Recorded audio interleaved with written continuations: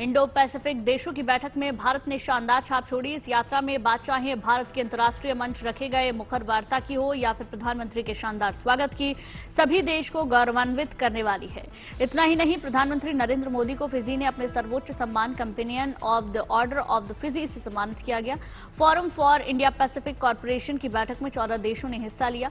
Papua New Guinea पहुंचने पर कल प्रधानमंत्री का जबरदस्त स्वागत भी हुआ।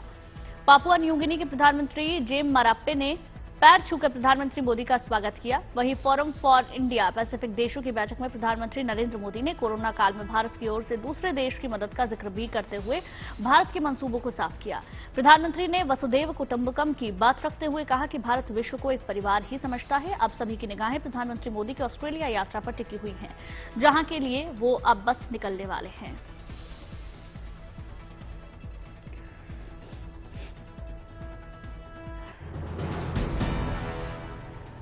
भारत सरकार की जम्मू कश्मीर में पर्यटन को बढ़ावा देने की मुहिम जारी है। इस मकसद को और मजबूत बनाने के लिए आज यहां G20 देशों की बैठक हो रही है और इस बैठक में 60 से ज्यादा डेलीगेट्स हिस्सा ले रहे हैं। आर्टिकल 370 हटने के बाद जम्मू में होने वाली ये पहली अंतर्राष्ट्रीय बैठक है। इस बैठक के जरिए जहां एक और मित्र देशों से संबंध मजबूत किए जाएंगे, वहीं जम्मू कश्मीर की संस्कृति से भी दुनिया भर को रूबरू कराया जाएगा। 24 मई तक चलने वाली इस समिट में विदेशी मेहमानों को स्वागत देसी जायके से करने की पूरी तैयारी भी कर ली गई है। इसमें डोगरा समुदाय की डिश कलारी को खास तौर पर तैयार किया गया है। हालांकि सुरक्षा कारणों से कार्यक्रम में थोड़ा बदलाव किया गया है। अब टूरिज्म वर्किंग ग्रुप सम्मेलन के सभी कार्यक्रम श्रीनगर में ही होंगे। तो डोगरा समुदाय की पारंपरिक डिश कलारी भी यहां पर परोसी जाएगी। खास तरीके की तैयारियां की गई हैं। G20 की बैठक में 60 से ज्यादा डेलीगेट्स हिस्सा लेने वाले हैं और इसके लिए तैयारियां बहुत पहले से की जा रही हैं। विदेशी मेहमानों के स्वागत के लिए भी भव्य तैयारी वहां पर की गई है।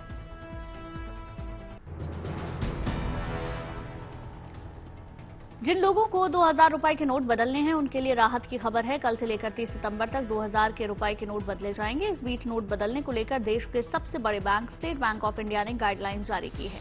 SBI ने कहा है कि 20,000 रुपए की सीमा तक के लिए अमाउंट के लिए रिक्यूशन स्लिप यानी कि मांग पर्ची भरने की जरूरत नहीं होगी। मतलब ये है कि लोग बिना पर्ची भरे एक बार में 2000 रुपए के 10 नोट बदल सकते हैं। आपको बता दें कि सोशल मीडिया पर कहा जा रहा था कि 2000 रुपए के नोटों को बदलने के लिए आधार कार्ड दिखाने के साथ एक फॉर्म भी भरना होगा, लेकिन SBI ने सर्कुलर में साफ किया है कि कोई फॉर्म भरने या ID देने की जरूरत नहीं है। SBI की तरफ से कहा गया है कि 2000 के नोट बदलने के मामले में दूसरे बैंक भी इस गाइडलाइंस का पालन करेंगे।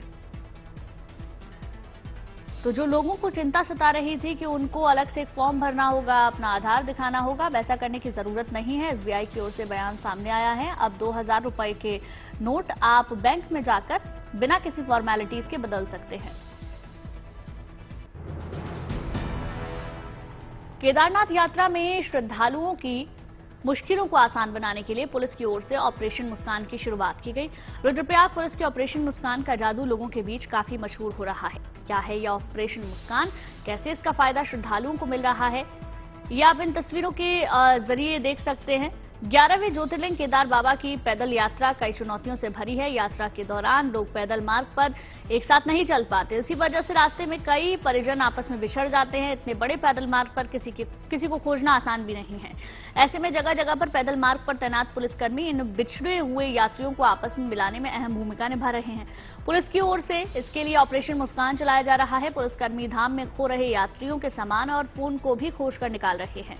इसके अलावा यात्रियों का रेस्क्यू और बीमार यात्रियों को स्वास्थ्य केंद्रों तक पहुंचाने में भी पुलिस अपनी अहम भूमिका निभा रही है।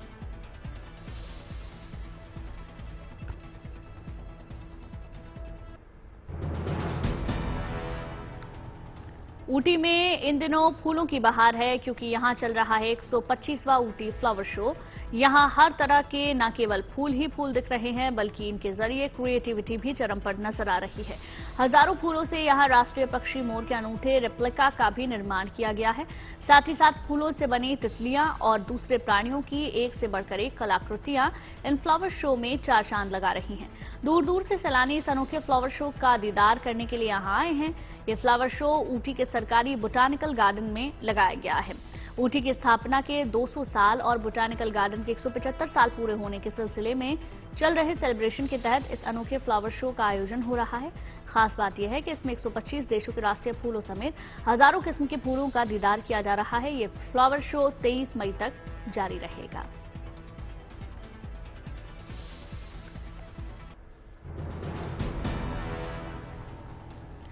IIT धनबाद के कुछ छात्रों ने एक अनोखी डिवाइस तैयार की है। एक ऐसी डिवाइस जो बेड पर लेटे शख्स के मन की बात को भांप लेगी, जो बेड पर लेटे शख्स के दिमाग में क्या चल रहा है उसके मुताबिक काम कर सकती है। मैकेनिकल इंजीनियरिंग विभाग के छात्रों ने एक ऐसा बेड बनाया है जिससे गंभीर मरीजों को काफी सुविधा होगी।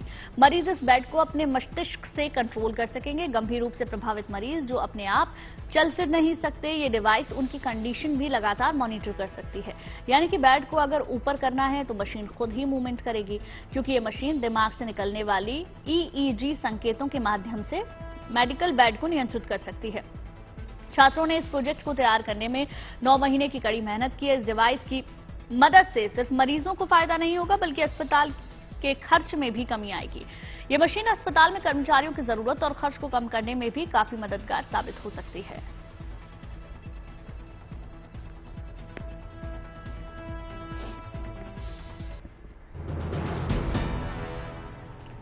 ये नजारा उत्तर प्रदेश के बाराबंकी का है। यहाँ की नहर में दुर्लभ प्रजाति की 2 डॉल्फिन देखी गई। ये गंगा के मीठे पानी में रहने वाली डॉल्फिन है। ये वास्तव में दृष्टिहीन होती हैं। साल 2009 में इसे देश का राष्ट्रीय जलीय जीव घोषित किया गया था। वहीं दुर्लभ प्रजाति के डॉल्फिन को देखने के लिए मौके पर लोगों की काफी भारी भीड़ जमा हो गई। इस दौरान लोग अपने मोबाइल में डॉल्फिन की वीडियो और तस्वीरें लेते हुए नजर आए। नदी की मुख्य धारा से अलग होकर ये डॉल्फिन नहर में चले आए थे। सूचना मिलते ही वन विभाग और TSA की टीम ने मिलकर रेस्क्यू अभियान चलाया। घंटों की कड़ी मशक्कत के बाद नर डॉल्फिन को नहर से रेस्क्यू करके सरयू नदी में छोड़ दिया गया। देखिए डॉल्फिन को देखने के लिए किस तरीके से लोगों की भीड़ वहां पर जुटी थी। 6 बार स्वच्छता का खिताब जीतने वाला इंदौर 7वीं बार भी खिताब जीतने की तैयारी में है। इसी के तहत इंदौर के दशहरा मैदान में एक अनोखा कार्यक्रम आयोजित किया गया। इसमें सिंगल यूज प्लास्टिक को फेयरवेल दिया गया। यहां सभी लोगों को सिंगल यूज प्लास्टिक का इस्तेमाल न करने की शपथ भी दिलाई गई। स्वच्छता के साथ साथ करीब 2500 लोगों ने पोहा पार्टी का जमकर लुत्फ उठाया। इंदौर को सिंगल यूज प्लास्टिक से मुक्त करने इस पहल में जनप्रतिनिधियों के साथ साथ शहरवासियों ने भी अपनी भागीदारी निभाई। सिंगल यूज प्लास्टिक के उपयोग से होने वाले नुकसान के बारे में लोगों को जानकारी दी गई। इस मौके पर सभी ने लगातार 7वीं बार भी इंदौर को स्वच्छता में नंबर 1 शहर बनाने का संकल्प लिया।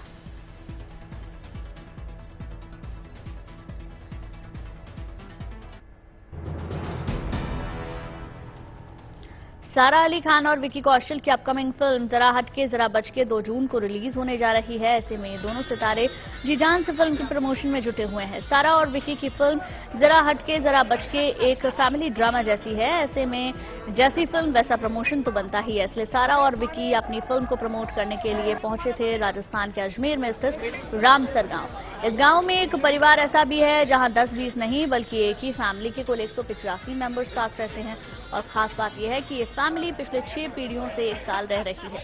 सारा और विकी का इस गांव में भव्य स्वागत हुआ। इस दौरान इन दोनों ने गांव वालों के साथ मिलकर मारवाड़ी अंदाज में जमकर ठुमके भी लगाए।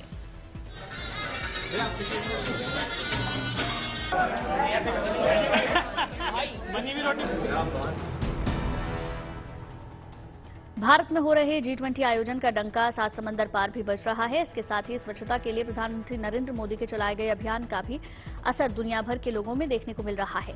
G20 और स्वच्छता अभियान को लेकर लंदन के एक फेमस बीच पर लोगों ने सफाई अभियान चलाया। इस अभियान में उत्साह के साथ बड़ी संख्या में लोगों ने हिस्सा लिया। वहां मौजूद लोगों ने G20 के लोगो वाली टी-शर्ट पहन रखी थी। इतना ही नहीं, इस दौरान बड़ी संख्या में लोगों ने हाथों में तिरंगा भी थाम रखा था।